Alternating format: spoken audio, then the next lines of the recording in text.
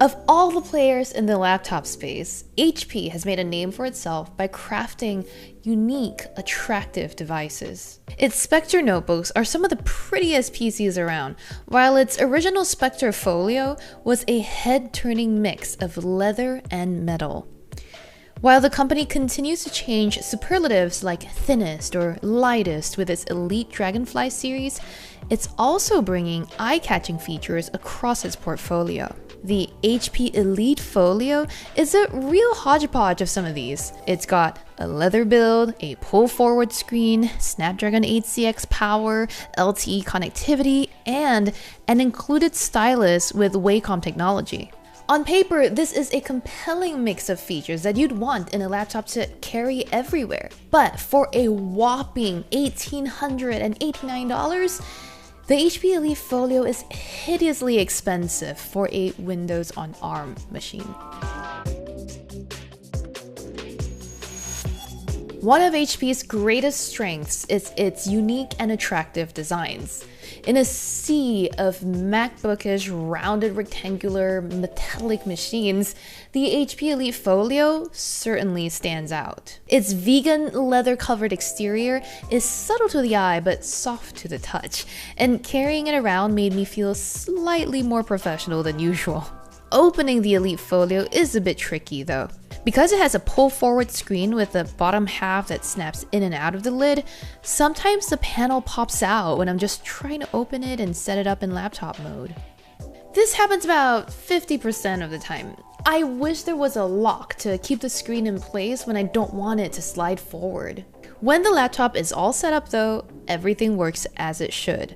The hinge is sturdy enough to hold the screen up at any angle, and the little slot between the display and keyboard that houses and charges the included HP Slim Active pen is convenient. This little slot, by the way, is also where you'll find the laptop's SIM card tray. It's tucked away under the right end. Honestly, it's a little hard to find if you didn't know where to look. I couldn't find it and had to ask HP where my SIM card would go.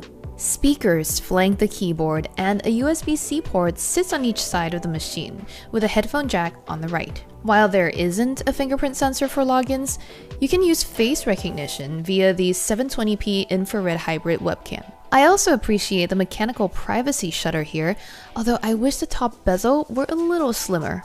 The thick top bezel makes the Elite Folio's 3x2 panel look extra tall, although that could just be my eyes adjusting after spending most of my time on a 16:9 system.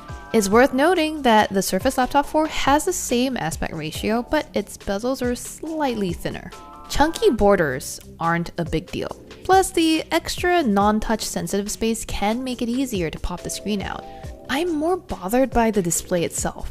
While I like the taller aspect ratio and the 1920 by 1280 resolution makes images and text look crisp on the 13.5-inch panel, I struggle to see most things under sunlight.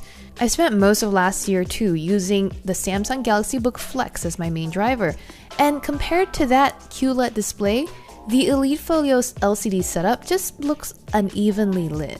On the other hand, HP's audio setup here is surprisingly strong. The speakers on the keyboard deck were loud and clear. Although I'd prefer a heavier bass and clearer mids on songs like Doja Cat's Need to Know, the sound quality was better than many other laptops. Another advantage the Elite Folio has over most ultra-portables at this size is its keyboard. HP offers buttons with 1.3 millimeters of travel here, which is one of the deepest setups I've tested. The layout is well spaced too. There are no undersized keys here. The adjustable backlighting is nice as well. Strangely though, I found the buttons require a bit too much force to depress, but that is something I could see myself getting used to over time. Meanwhile, the trackpad is fine. It's responsive and amply sized with multi-finger gestures working well. Nothing super surprising or unique, but also nothing to complain about. I do have a bone to pick with HP about its webcam here though.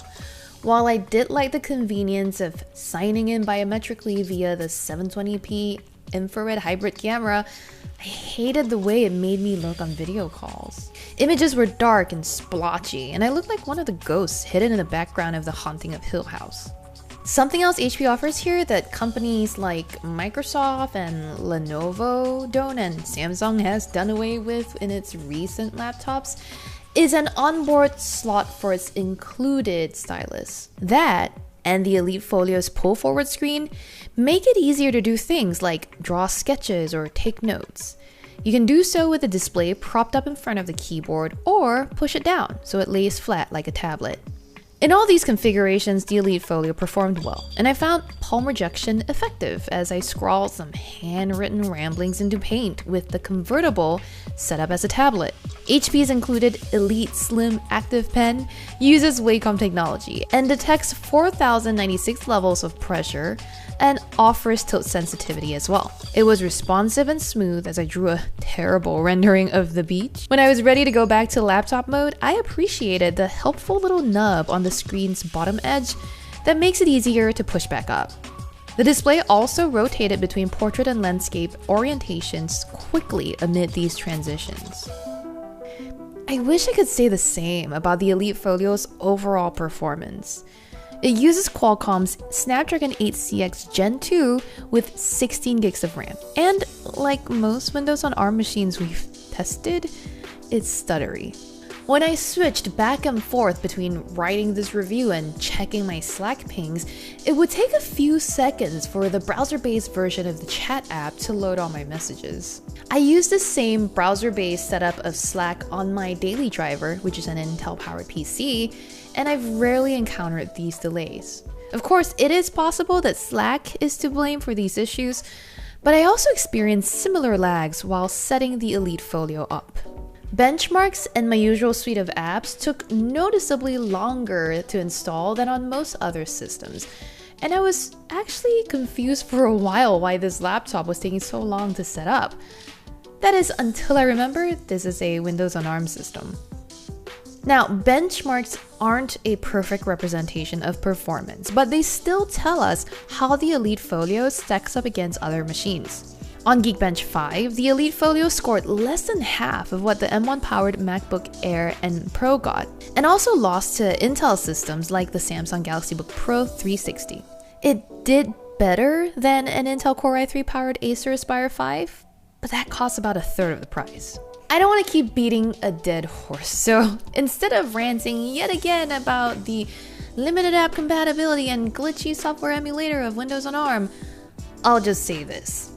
With Apple proving that it's able to make ARM-based laptops that run extremely well, Microsoft seriously needs to step up its game. One of the main things Snapdragon laptops do have going for them is their incredible battery life and speedy cellular connections. Although HP promises up to 20 hours of video playback on a charge, the Elite Folio actually conked out after 15 hours and 14 minutes on our rundown test. At a lower screen brightness, the machine could potentially meet HP's estimated mark. That said, the Elite Folio's runtime already beats most ultra portables we tested last year, like HP's own Elite Dragonfly and EliteBook X360. But it fell minutes short of the Surface Laptop 4 15-inch and Galaxy Book Pro 360 15-inch as well. Another thing I like about Snapdragon PCs are their reliable LTE connections. The Elite Folio supports gigabit LTE, and you can get a model that can get up to 5G too, although only sub-6 is supported, not millimeter wave. Those who prefer Wi-Fi will be glad to know HP offers Wi-Fi 6 on the Elite Folio. There is a lot to like about HP's Elite Folio. Its unique design, handy stylus, good battery life, and convenient cellular connection.